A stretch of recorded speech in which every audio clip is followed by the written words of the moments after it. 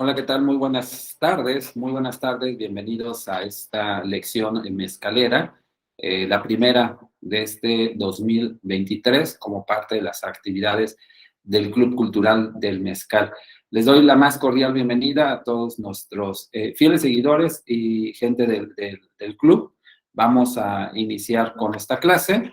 La dinámica la dinámica es muy sencilla, por si no saben, bueno, los que están ahorita conectados, pero creo que sí, de los tres que están conectados ya saben cómo funciona, es el chat y también caso de la manita en caso de que tengan alguna pregunta, ¿no? Yo puedo hacer algunos breaks durante esta lección mezcalera y ustedes pueden preguntar o hacer las preguntas que tengan respecto a las dudas del tema que estamos tratando, ¿no? Les doy la bienvenida. Para los que nos ven grabado, también pueden poner sus dudas en la parte de abajo, donde se va a postear este video. En la parte de abajo en comentarios, si tienen ustedes alguna duda, lo pueden también comentar ahí y con gusto también se las responderemos como parte de estas actividades del Club Cultural del Mezcal. El objetivo es que por lo menos una vez a la semana tengamos un tema de transmisión para que ya vayan agendando ustedes muy probablemente los martes a las 6 de la tarde, donde vamos a tener algunas entrevistas. Ahorita es una lección mezcalera. La próxima va a ser un conversatorio mezcalero con un maestro mezcalero que está por confirmarnos y que seguramente mañana saldrá el evento para que ustedes también le puedan poner que están interesados, ¿no? Y así, el siguiente martes, la idea es que todos los martes a las 6 de la tarde tengamos alguna actividad donde podamos nosotros tener una interacción y aprender más sobre los temas del agave y del mezcal. Ahorita virtual, más adelante estamos pensando hacer algún tipo de mezcaleadas ya presenciales, tanto para empezar, Ciudad de Oaxaca, Ciudad de México, y por ahí estamos viendo la posibilidad de Monterrey, donde nos podamos reunir por los integrantes del Club Cultural del Mezcal. Pues bueno, con este pequeño breviario cultural respecto a este club, pues vamos a iniciar con esta clase que la denominé la importancia cultural del perlado en el mezcal. Seguramente muchos de ustedes que han tenido un acercamiento como maestros mezcaleros, algunos de ellos les han mostrado el perlado como una de las características de su buen mezcal, ¿no? Les muestran, antes de dárselo a probar, seguramente a algunos de ustedes, si es que llegaron en el momento que estén destilando en su palenque o si llegaron a su mezcalería y él tiene una venencia, que ahorita vamos a ver qué es una venencia, les muestra primero el perlado antes de probar, antes de que les dé de probar su mezcal.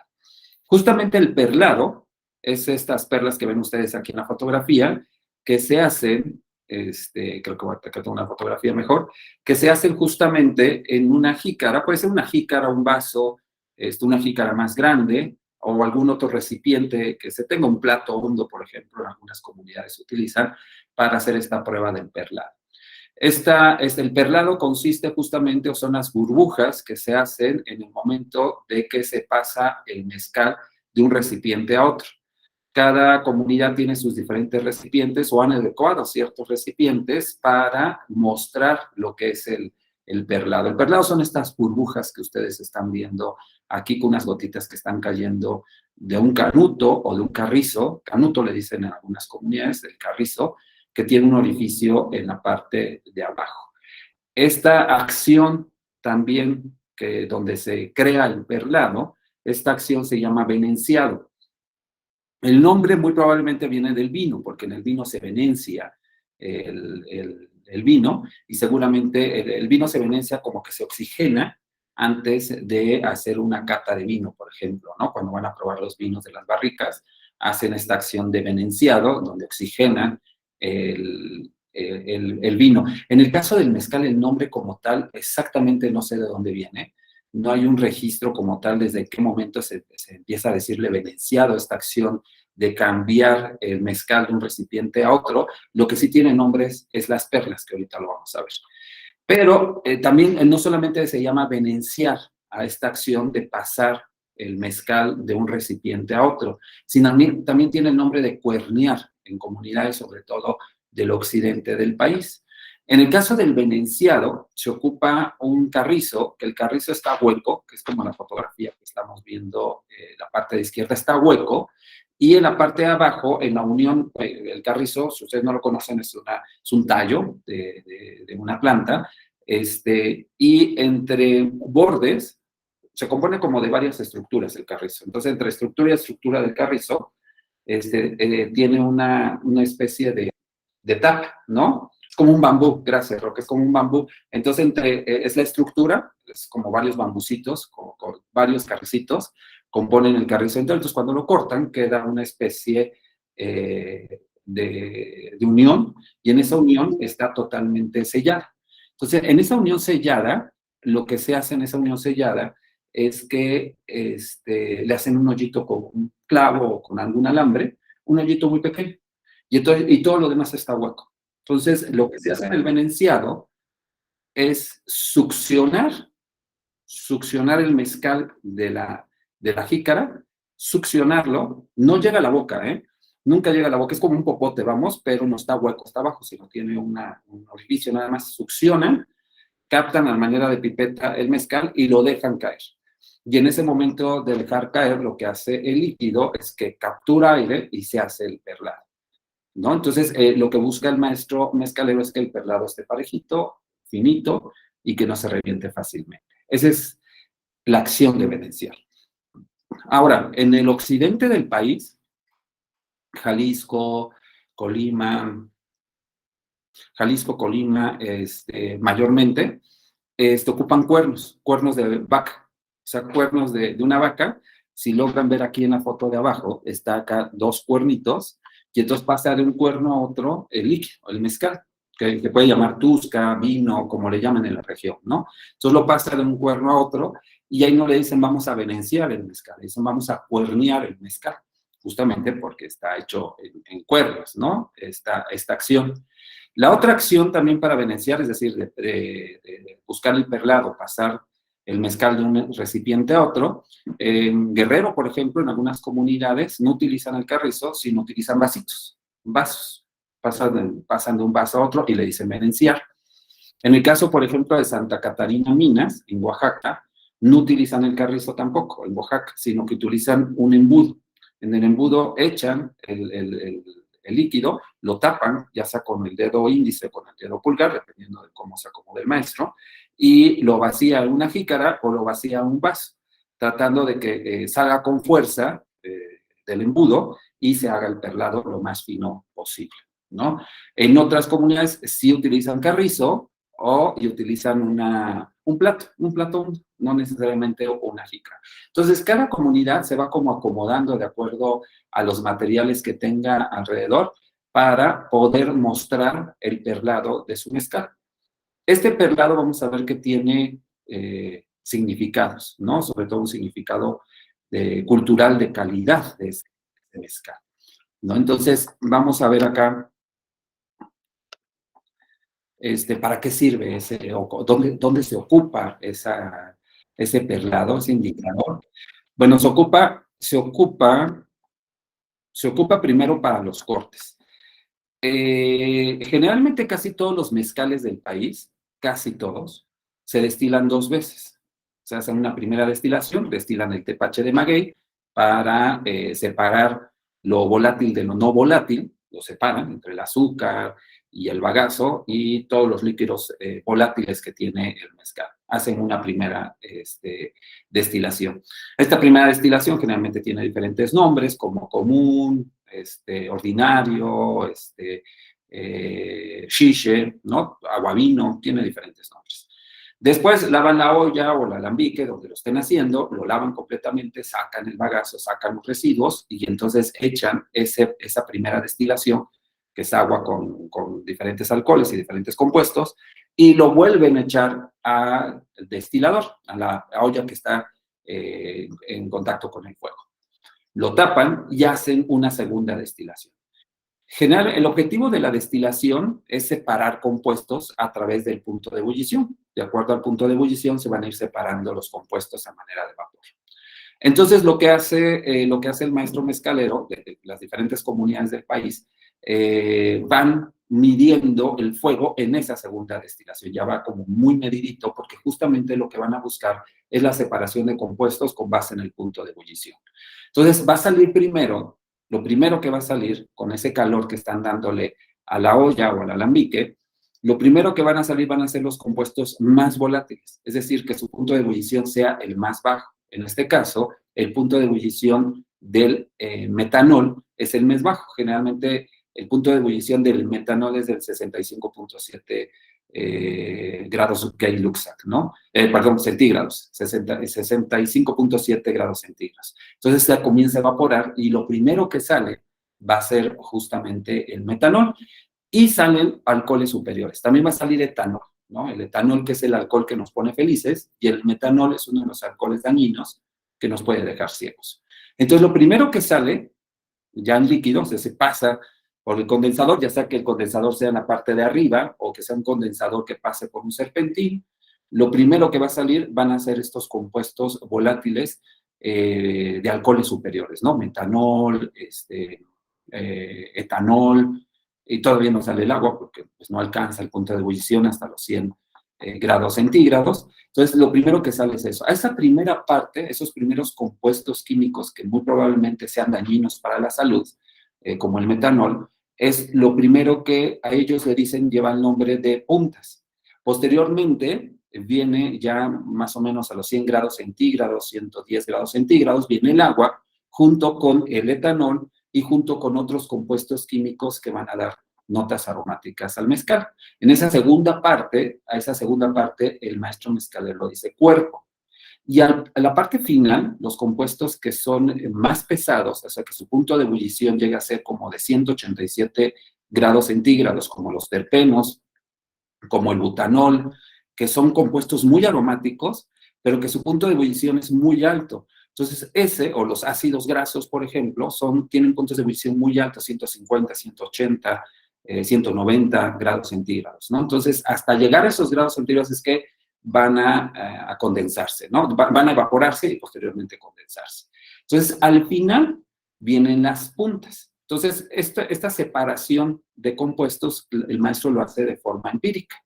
Pero para separar cada uno de estos compuestos, lo que es la punta, el cuerpo y la cola, tiene que tener ciertos indicadores. Puede ser en algunas comunidades, por ejemplo, para decidir en qué momento separar la punta del cuerpo, pueden ponerle la mano, así frotarse y olerlo y comprobarlo con el perlado. Es decir, agarran un chorro de su jícara o el plato, lo que tengan, agarran un chorro, agarran y lo venencian, en el caso de cuando utilizan el carrizo, pues lo succionan y comienzan a ver si hace perlado. Si esa parte comienza a ser perlado, es que ya viene el cuerpo y no es la punta, porque las puntas no hacen perlado, sino que es el cuerpo el que hace perlado, el cuerpo del mezcal, ¿no? Entonces, cuando hace perlado, a ellos le dicen es el cuerpo. Y ahí es donde sirve el perlado para indicar que viene el cuerpo. Y entonces para separar el cuerpo de la cola, o saber en qué momento ya viene la cola, también pueden ocupar o el olor, o a veces viene un chorrito, cuando ya el chorrito ya no es muy, muy, muy finito, sino ya vienen gotitas, dicen seguramente ya viene la cola. O por medidas, es decir, ya una medida dice, bueno, ya acá son 80 litros de cuerpo, ya seguramente vienen las colas. Pero para confirmar que vienen las colas, ocupa otra vez el venenciado. Y ahí busca todo lo contrario. Para que él sepa que es cola, no tiene que hacer perla. Entonces, cuando comienza a agitarlo y la perla se revienta rápidamente, no se mantiene, es porque ya viene la cola. Entonces, esto es justamente una función que tiene el perlado en el momento de hacer los cortes. Y los cortes justamente son importantes para el siguiente paso en el momento del proceso de elaboración del mezcal, el último paso del proceso de elaboración del mezcal, que es el ajuste alcohólico. El nombre común que utilizan casi todos los maestros mezcaleros del país es componer su mezcal, es decir, darle el último paso. Yo le llamo a veces, y en las clases lo digo, como sal y pimienta del mezcal, lo último ya, ¿no? ¿Qué es lo que hace el maestro para hacer ese ajuste alcohólico o componer su mezcal? Bueno, para él, para componerlo, lo que tiene es, va a mezclar justamente cada uno de estos, ya sea o la punta, el cuerpo o la cola, dependiendo de cada comunidad. Entonces, por ejemplo, en Sola de Vega, en Oaxaca, en Villa Sola de Vega, lo que hacen es que en el bidón que recibió el cuerpo, donde cuenta este bote donde reciben el cuerpo, le quitan cierta cantidad, unos 4 o 5 litros, y aparte, en los bidones hacen una mezcla, en un bidón, de un chorro de puntas y un chorro de colas. Lo revuelven bien, ese punto de colas y puntas, y comienzan a echarle chorros al bidón del cuerpo, al que le sacaba unos 5 o 6 litros, ¿no? Comienzan a hacer ponerle chorros, y lo que van a hacer es que ellos lo que quieren lograr con esta mezcla es lograr crear un perlado muy parejito, que no se reviente fácilmente, sino que se mantenga el mayor tiempo posible. O sea, que quede parejito, que no se vaya abriendo luego, sino que muy lentamente se vaya abriendo. Cada comunidad sabe cuál es el punto exacto, cuánto está en punto ese mezcal. Puede ser con esta combinación de colas con puntas o puede ser solamente colas, porque en las colas, sin que ellos sepan, porque ellos no lo saben, en las colas vienen muchos compuestos que son aromáticos.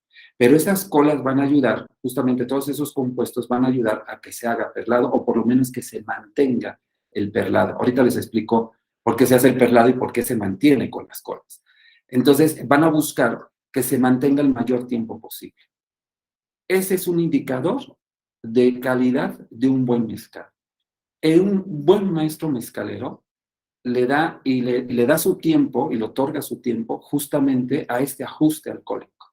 Se da su tiempo, ¿no? Hace unos días pude tener la oportunidad de una comunidad entre La Cañada y los valles centrales de Oaxaca, y el maestro me contaba que un día se tardó muchísimo para hacerlo porque no estaba quedando su ajuste, ¿no? Hizo pruebas y no estaba haciendo pruebas y no estaba quedando. Y dice que se quedó toda una noche ir como midiendo su mezcal hasta que quedara un perlado parejito, parejito. Y además de que quedó el perlado, lo tiene que probar y darle ese gusto característico que es aceptado en la comunidad. Es decir, el perlado va a servir también para sellar la identidad sensorial de esa comunidad. Es decir, cada mezcal tradicional tiene una identidad sensorial. Cada mezcal tiene un dejo de sabor, tiene una identidad sensorial. Es como los moles. El mole oaxaqueño de Valles Centrales se hace de una forma y nosotros, los de los Valles Centrales de Oaxaca, sabemos a qué sabe ese mole. Bueno, en las comunidades, los mezcales de una comunidad, la gente de la comunidad reconoce la calidad de sus buenos mezcales, porque ellos tienen un gusto que reconoce esa identidad sensorial. Si el maestro en el ajuste o parte del proceso lo cambia y el ajuste lo hace diferente, o le baja el perlado, le quita el perlado, ya no va a estar o ya no va a tener esa identidad sensorial, esa identidad cultural sensorial, ese mezcal. Ya no lo van a reconocer, ¿no? Van a decir, a lo mejor sí es mezcal, pero no es mezcal del bueno, del que hacen aquí en la comunidad.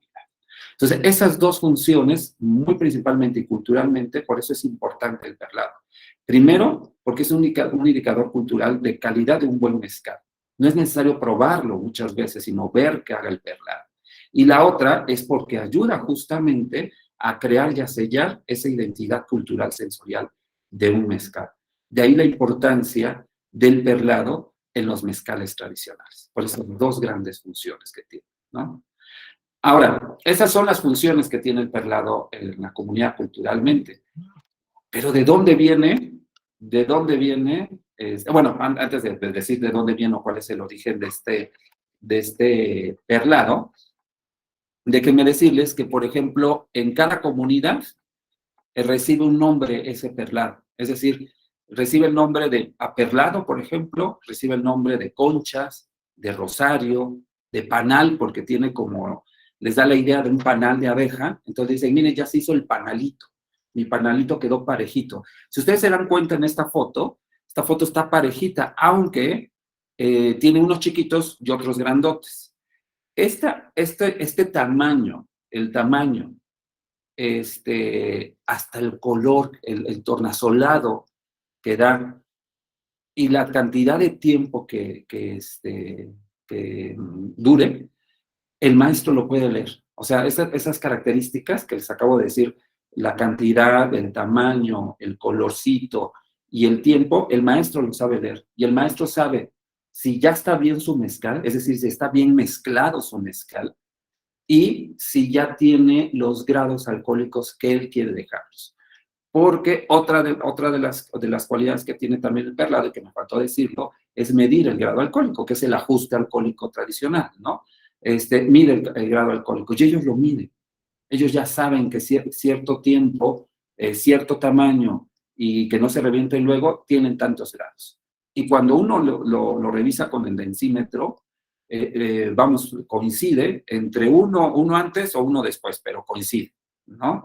Porque ya tienen esa práctica, ya desde hace muchos años que fueron aprendiendo de sus padres y de sus abuelos a hacer esta lectura. Entonces, estos nombres que recibe, cuando se hace un buen perlado, recibe estos nombres. Pero cuando el mezcal no hace perlado, cuando no tiene una buena perla, tiene también nombres peyorativos, ¿no? Reciben nombres, por ejemplo, de hecho ellos mismos dicen, o muchas comunidades dicen, si no hace perla, no es mezcal. Así de contundentes son.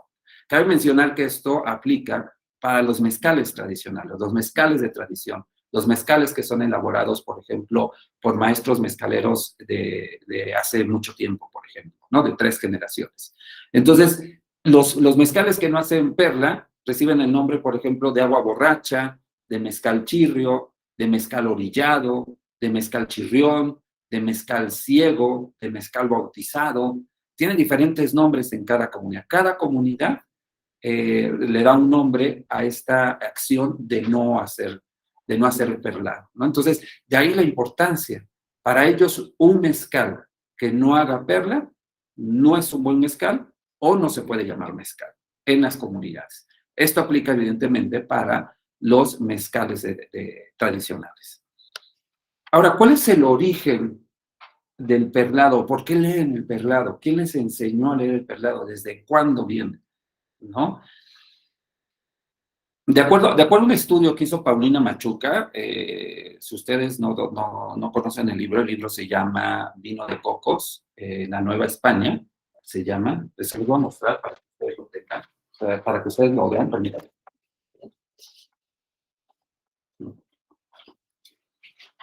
Está grueso, está bien grueso, pero está bien interesante. Este es el vino de cocos, se llama el vino de cocos en la Nueva España, historia de una transculturación del siglo XVII. Entonces, en este libro ella habla mucho sobre cómo el vino de coco se desarrolló, que fue el primer destilado que hubo en la Nueva España, y cómo ese conocimiento fue heredado, por ejemplo, a los nativos mexicanos, y cómo ellos fueron posteriormente destilando.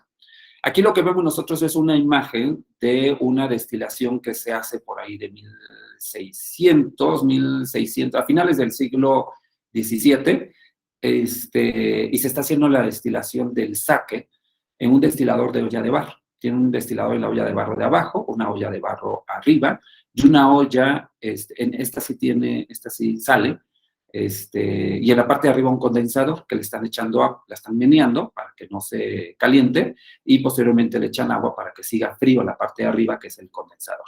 Ese tipo de destiladores, pues una copia de lo que tenemos actualmente, pues en varias comunidades de México, donde actualmente todavía se sigue destilando en olla de barro, ¿no? Es decir, muchos de los destiladores o formas de destilar o artefactos de destilación aún los tenemos nosotros en México, y fue esa herencia que nos dejaron los llamados indios chinos, que venían de la nao de China, que venían con este conocimiento, ¿no? Y que lo implementaron para hacer, particularmente, por eso hay una palmera en la parte de atrás, o el vino de cocos, ¿no? Entonces, este conocimiento del vino de cocos, de destilar la savia de coco fermentada y posteriormente destilada, fue pasada a los nativos mexicanos. Primero comenzaron a hacer los nativos mexicanos vino de cocos, y posteriormente, en algún momento de la historia, en lugar de tuba, que era la savia fermentada, le pusieron fermento de maguey, ¿no? Entonces, este fermento de maguey posteriormente lo destilaban y hacían su mezcal.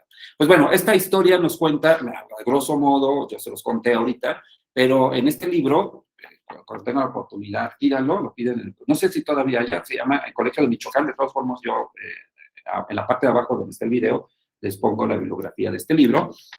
Ahí ustedes se van a dar cuenta de toda la historia que hay en Colima respecto al vino de cocos, ¿no? Y un poquito de lo que habla del mezcal la maestra o la doctora Paulina Machuca. Pero bueno, Paulina, la doctora Paulina, ella para hacer este libro estuvo en Colima, pero también se trasladó a Filipinas, que es donde zarpaba esta nao de China.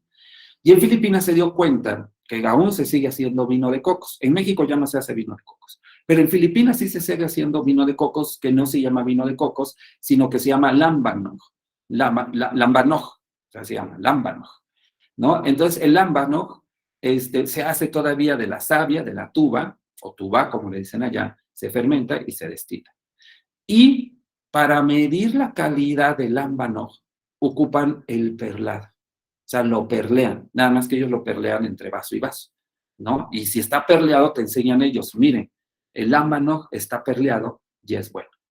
Entonces, el origen de la lectura, y también miden los grados alcohólicos con el perlado, ¿no? Entonces, este conocimiento del perlado nos los trajeron también los indios chinos junto con el proceso de destilación.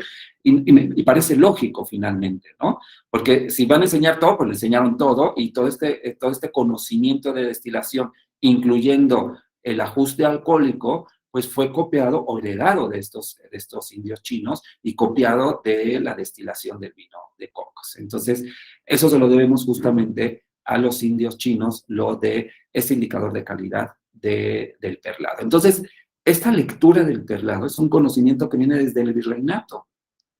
Por sí solo el perlado ya es cultura, ¿no? Entonces, de ahí la importancia cultural que tiene el perlado. Y no solamente eso, también en el lámbano, por ejemplo, es una de las bebidas que se vende como un argumento de ventas. Se habla de que no da cruda, que es el único destilado del mundo que no da cruda, el lámbano, que es el vino de cocos. Y que seguramente se repite porque en el virreinato se repite con otras bebidas destiladas que no dan cruda, que su nacimiento estuvo en el virreinato. Y esto se debe porque en la Nueva España, durante el virreinato, o durante el virreinato en América, se vendía mucho vino, y el vino da unas crudas terribles, y aún en la actualidad el vino da unas crudas terribles. Entonces llega otra bebida alcohólica que te emborracha más rápido, pero que además no te da tanta cruda, porque sí da cruda, no da tanta cruda. Y de ahí viene justamente el mito de que no da cruda el mezcal. O sea, desde el virreinato viene también esta idea de que no da cruda, ¿no? Entonces, este es el origen, esta es la importancia cultural. ¿Hasta aquí alguna pregunta? No sé si alguien tenga alguna pregunta antes de pasar a la parte ya química, la parte científica. ¿Todo bien? ¿Muy claro? Pues parece que sí, ¿no? O les da pena, ¿no? Pónganlo ahí. Si no quieren hablar o alzar la mano, lo pueden poner en el chat, ¿no? Ahora, el misterio es por qué se forman las perlas, ¿no? ¿Por qué se forma el perlado? Hay un estudio que hicieron ingenieros de mecánica de fluidos, es que se me estaba olvidando el nombre, mecánica de fluidos, hicieron toda una investigación en la UNAM, ¿no? Aquí entra un alumno que estaba estudiando mecánica de fluidos, que su familia era mezcalera, y pues que le llamaba mucho la atención por qué se formaba el perlado, ¿no? Hacen esta investigación, ponen diferentes mezcales, diferentes graduaciones, se dan cuenta que ya hay investigaciones sobre el perlado, pero no el perlado del mezcal, sino el perlado del whisky. El whisky también hace perla, pero ahorita van a ver en qué grados alcohólicos. Entonces, ellos hacen esta investigación con fotografías, cámara de gases cromatográficos, si no me acuerdo, si no estoy diciendo mal el nombre, estoy diciendo una barbaridad, pero hicieron varios estudios con base en la mecánica de fluidos. Y entonces ellos se dan cuenta que dentro de cómo se hace el perlado y el venenciado, hay una acción como el de las olas del mar, ¿no? Cómo atrapa el aire, lo líquido, ¿no? Entonces ellos se dan cuenta que justamente cuando se cambia el mezcal de un recipiente a otro a cierta distancia, lo que hace es que al caer el líquido atrapa aire. Y entonces al atrapar aire hace una burbuja. Y esta burbuja se hace de agua, de etanol y de otros compuestos. Pero la densidad del etanol es diferente a la del agua. Y entonces lo que hace es que cuando atrapa el agua se hace una película. Y la película más resistente es la película que se forma con mayor cantidad de etanol. Etanol, recuerden que es el alcohol que nos pone felices. Entonces, esta película es etanol, se hace una película, como ustedes pueden ver acá. Lo que están viendo es una fotografía macro, donde sí creo que se llama macro, ¿no? O sea, un acercamiento a la burbuja, un súper acercamiento a la burbuja, y si se dan cuenta, es justamente esta telita que hace, esta membrana que se hace con el etanol, y cómo se empieza como a escurrir, se empiezan a escurrir los otros líquidos como es el agua, porque se empieza a evaporar el etanol. Y entonces los otros líquidos se comienzan a escurrir. Este fenómeno también ocurre en las copas con el vino. Ese cuando uno está viendo las piernas y cuando dicen el vino está llorando y todo eso, se le llama fenómeno de Marangoni, que es justamente que está recorriendo una parte del líquido no se logra evaporar, la que no se logra evaporar va bajando. Entonces, la que se logra evaporar generalmente es el etanol y el resto es agua y otros compuestos líquidos que comienzan a bajar por la orilla del vidrio de la copa, ¿no? En este caso, es esta membrana que se hace con etanol y sucede el mismo fenómeno. Va escurriendo el líquido que no se logra evaporar y se va a ir reventando esta membrana del etanol. Entonces, este fenómeno de Marangoni también sucede en el perlado, ¿no? Entonces, ellos se dan cuenta que, por ejemplo, las burbujas del whisky duran menos que las del mezcal. Entonces, se dan a la tarea de hacer mediciones, de hacer cómo miden la comprensión, o sea, de comprimir de los diferentes líquidos y se dan cuenta que esta membrana resiste por una presión que hacen los otros compuestos químicos que conforman al mezcal. Es decir, entre más compuestos químicos tenga el mezcal, lo que va a hacer es que va a comprimir y va a ayudar a que se comprima la burbuja y no se reviente inmediatamente. Por ejemplo, hicieron pruebas con cierta cantidad de etanol y le iban echando agua. Iban midiendo cuánto duraban las perlas.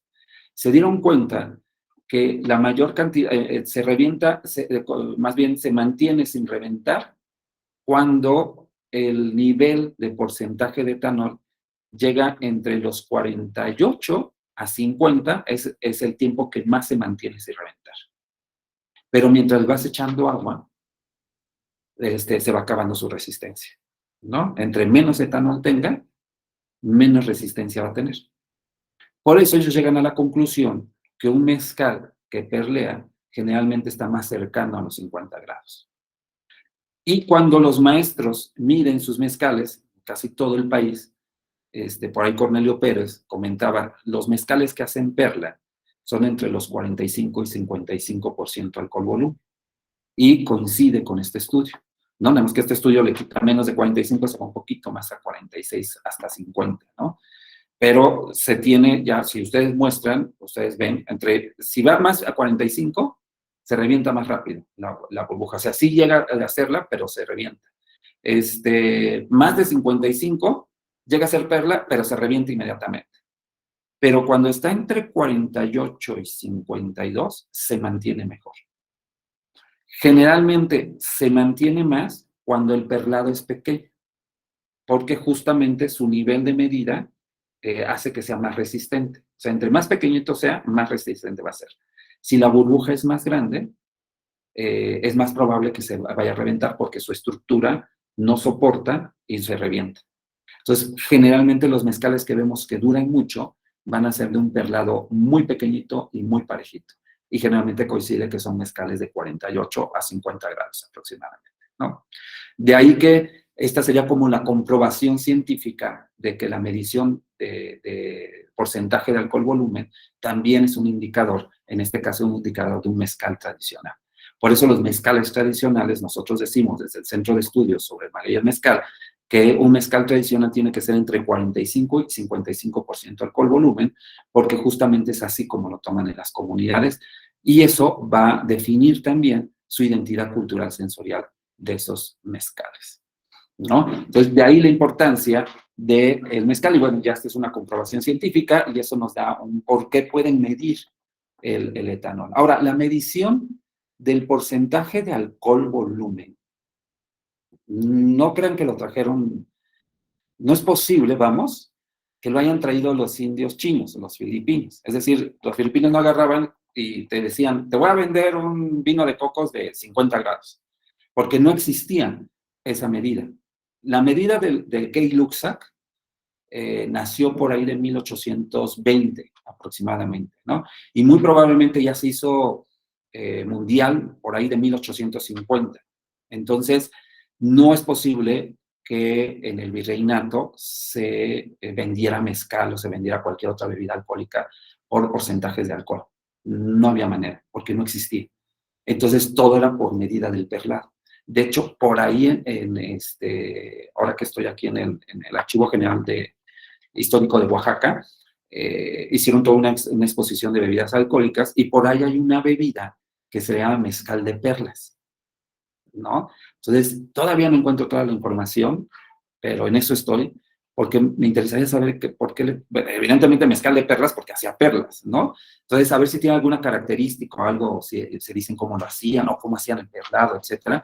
Necesito revisar eso, ¿no?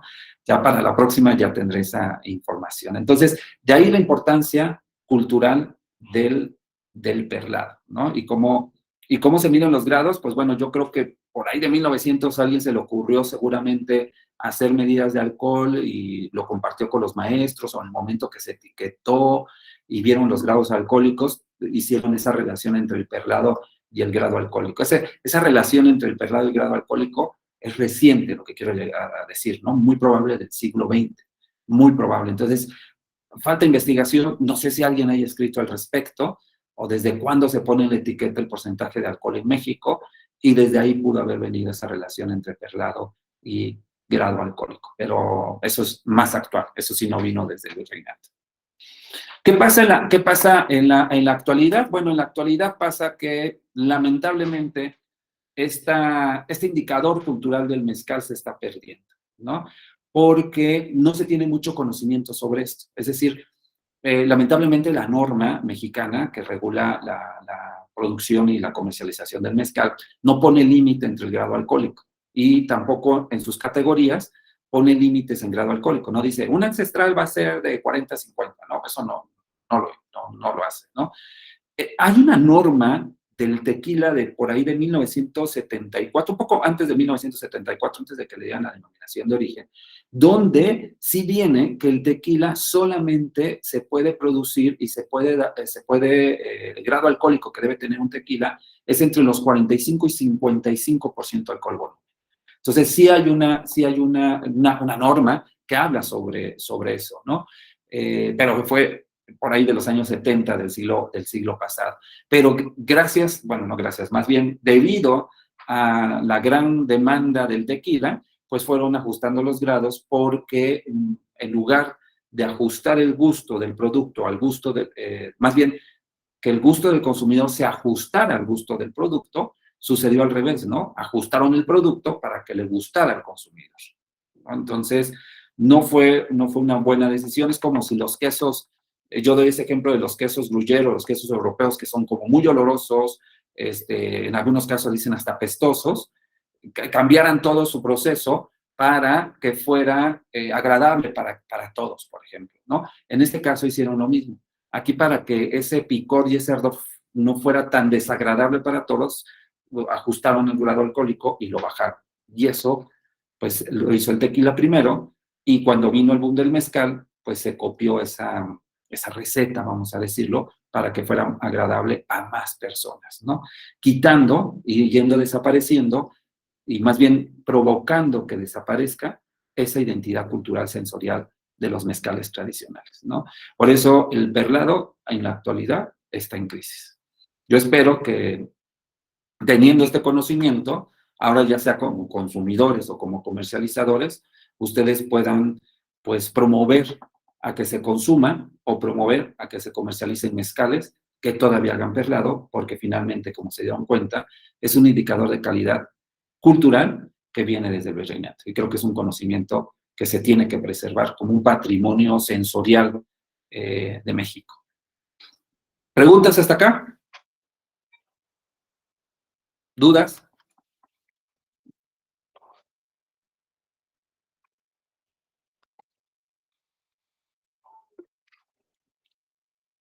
Darío.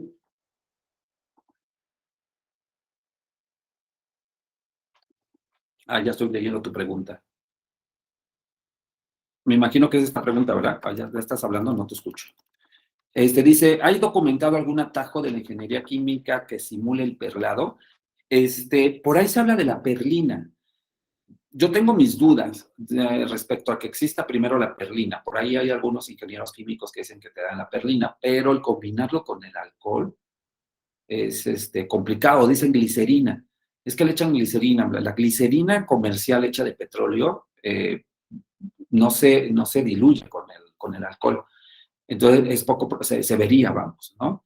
De hecho, el mezcal ya tiene un tipo de glicerina, que es el glicerol, ¿no? Que es justamente lo que nos sabe untuoso o grasoso, o lo que hace que en algunas copas se hagan las piernas, vamos a decirlo como dicen en el vino, es gracias al glicerol y a este efecto de Marangoni, que se llama, que les explicaba hace rato, ¿no? Pero así que yo sepa, sí hay ingenieros químicos que hacen el perlado, hasta ahorita no, ¿no? Existe el mito de la perlina y habría que revisar si verdaderamente sí sirve o si existe, ¿no? Pero eso sí no tengo conocimiento.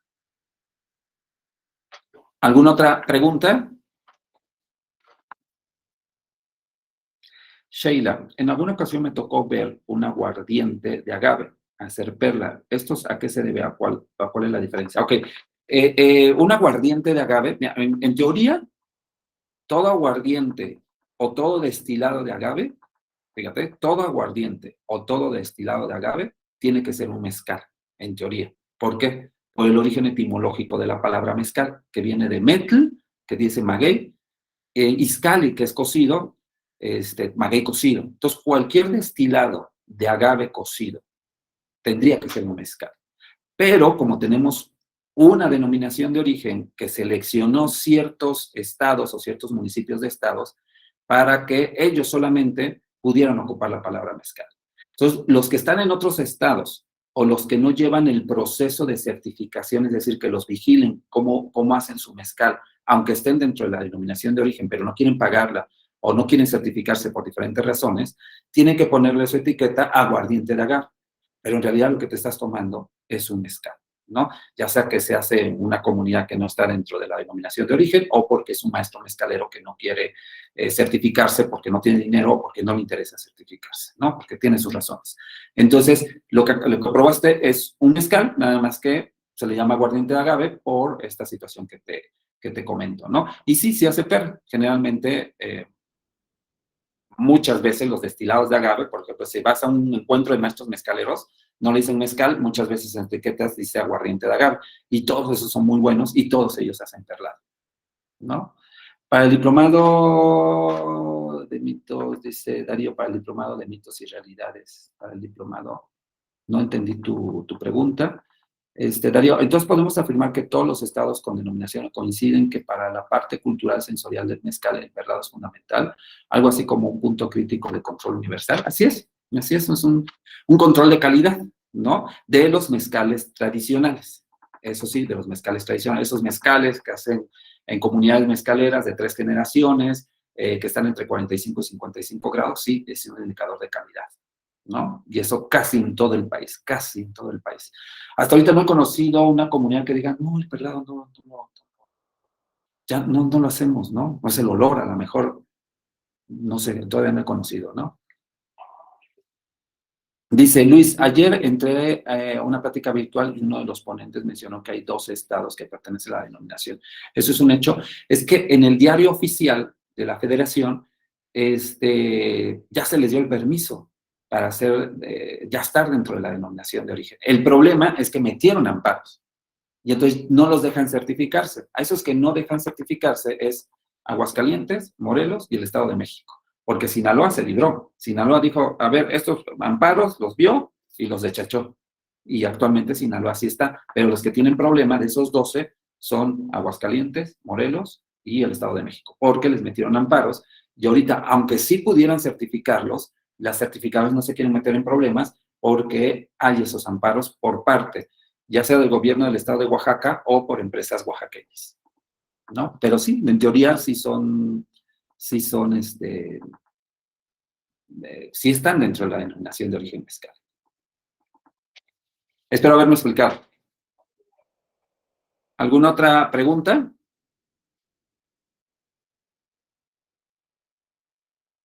¿No? De todas las preguntas, pues bueno. Entonces, nos vemos el próximo martes con un conversatorio, probablemente de Jayacatlán. Estamos en esas pláticas, sino de otra comunidad mezcalera de otro estado de la República. Ya le estaremos anunciando para que se conecten ustedes el próximo martes de 6 a 7 de la noche y platicamos con un maestro mezcalero y nos enseñe pues su técnica artesanal tradicional de elaboración y sus mezcales. Roque. Luis, buenas tardes. Bueno, gracias siempre por estos espacios y pláticas tan interesantes. Yo más que nada, yo coincido en varias de las cosas y preguntas que ya hicieron. Yo más bien tenía una duda sobre la página del club. Eh, por alguna razón, o no sé, según yo ya me había agregado o registrado para uno de los grupos que están disponibles, Ajá. pero Ya no. ya no me aparece Sí, y no. ahorita lo que estamos haciendo, Roque, dentro de nuestra estrategia, es ahorita no vamos a hacer los grupos, lo vamos a hacer todo general, porque vemos que se meten, como que todavía no saben cómo se maneja, como que todavía no se familiarizan, vamos, ¿no? Entonces vamos a darles 3 meses para que se familiaricen, para que vean cómo va a funcionar el club y todo, y vamos a formar ya después de esos 3 meses esos grupos ya específicamente con otras actividades, particularmente para los egresados del Diplomado en Agaves y Mezcales de México, ¿no? Ah, ok, sí, porque según yo ya me había registrado en el del Red Mezcal. Y el ¿Cuál era? mezcal, exacto, que es el de este grupo de promotores de la cultura del mezcal, ¿no? Ajá. O si ahorita Pero lo sacamos, ya no me da opción y dije, no sé si es la página, pero qué bueno que ya nos aclaraste ya se eso. aclaró, pero voy a hacer un videito para aclararlo también, porque por ahí hay otras 5 personas también. Ah, ok, gracias. ¿Sí? Bien, pues nos vemos el próximo martes a las 6 de la tarde. Muchísimas gracias por conectarse. Nos vemos. Muchas gracias, Luis. Buenas noches a todos. Gracias, buena noche. Bye bye. Nuevamente, gracias. Nos vemos ahorita.